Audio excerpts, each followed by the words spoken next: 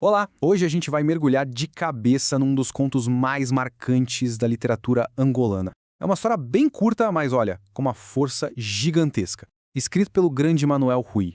Vamos juntos desvendar Quem Me Dera Ser Onda. O título por si só já é pura poesia, né? Quem me dera ser onda. É um desejo, uma aspiração, uma frase que faz a gente pensar em liberdade, em força, na imensidão do mar. Mas a grande pergunta que o conto joga pra gente logo de cara é essa. Quem? Quem no meio da correria do dia a dia pararia, olharia para o mar e pensaria, eu queria ser aquilo? Um poeta? Um sonhador, talvez? Bem, a resposta é muito mais inesperada. É isso mesmo, um porco.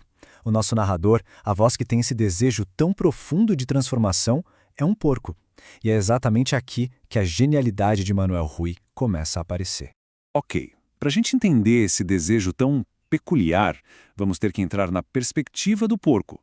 A história é toda contada do ponto de vista dele, lá num quintal em Angola. E o ponto principal é este: ele não é um animal qualquer, não. Ele é um observador muito atento. Uma testemunha silenciosa das conversas, das frustrações e, principalmente, das hipocrisias dos humanos que vivem ao seu redor. Do chiqueiro dele, ele vê absolutamente tudo. E o que ele vê de tão importante do chiqueiro? É aqui que o conto revela toda a sua crítica social de uma forma brilhante. Olhando para essa comparação, a gente entende o X da questão. O porco escuta os discursos inflamados sobre liberdade, sobre o povo, sobre igualdade, sabe, as grandes promessas da revolução. Mas, na prática, o que ele vê?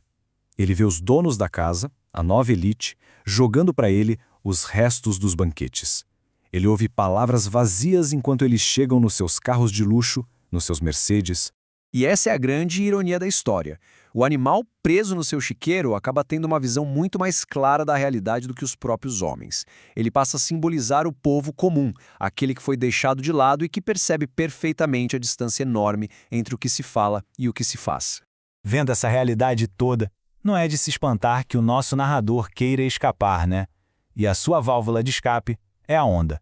Vamos explorar o que essa onda realmente significa. De tudo que existe no mundo, por que um porco desejaria ser justamente uma onda do mar?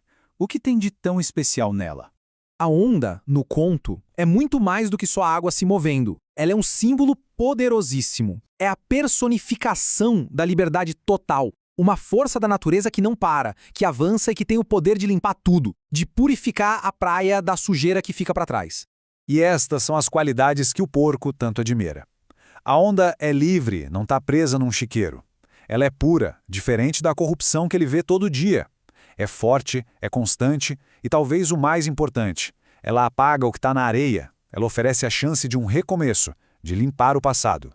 Para entender a fundo essa crítica, a gente precisa de um pouco de contexto. Vamos falar sobre Manuel Rui e o momento histórico que Angola vivia.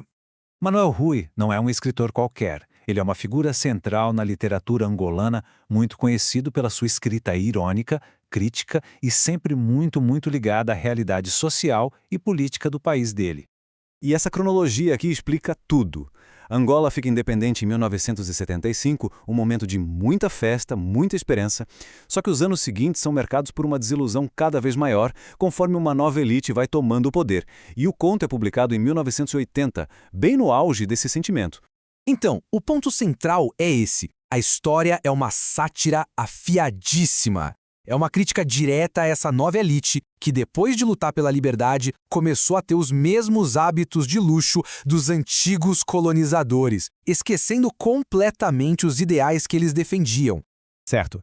E qual é o impacto que essa pequena história tem até hoje? Para fechar, vamos analisar o legado dela. Quem me dera ser onda é muito mais do que a história de um porco. É uma alegoria que vale para qualquer época. Fala sobre esse desejo universal por liberdade, sobre a decepção com a corrupção do poder e sobre a busca, que nunca acaba, por algo puro, algo verdadeiro, que possa limpar os erros. E talvez a maior lição seja esta aqui. Manuel Rui nos mostra que a crítica mais certeira, às vezes, não vem dos políticos ou dos intelectuais, mas sim da perspectiva mais humilde possível. A voz de quem observa tudo do chão.